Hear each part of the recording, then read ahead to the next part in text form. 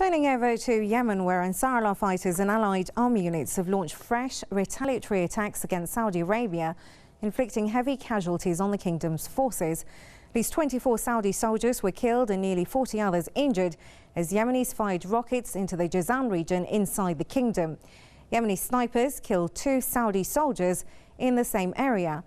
Ansarullah fighters also fired rockets at strategic Saudi oil tanks in the Asir region and a military base in Najran.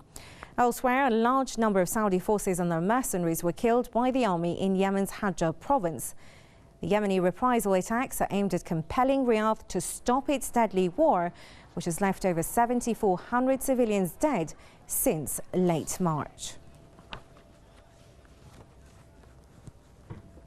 Earlier, we talked to the director of Shafakna Institute for Middle Eastern Studies. She believes that resistance is the only way to bring peace to Yemen, as the Saudis are trying to force Yemenis into submission. And I think that, the Yemeni have already proven that, if necessary, they will take the fight to Saudi Arabia because they understand it as the only way to bring peace in their country. You have to remember that Saudi Arabia is the aggressor here, not the Yemeni, and that the resistance is merely trying to protect its civilians and trying to prevent, further Saudi aggression onto their land.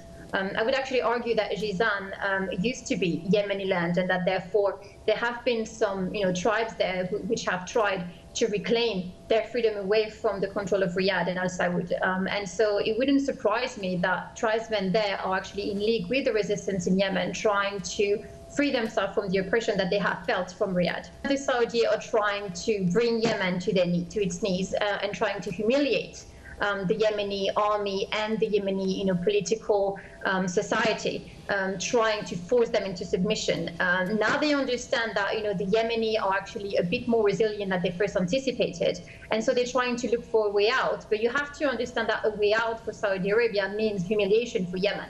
And I don't think that the Yemeni are ready for this.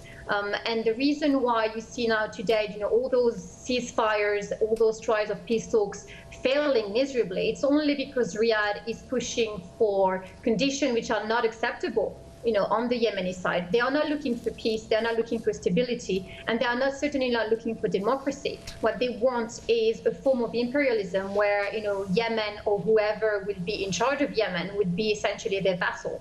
And I think that the Houthi and the resistance behind them have made very clear that this will not happen.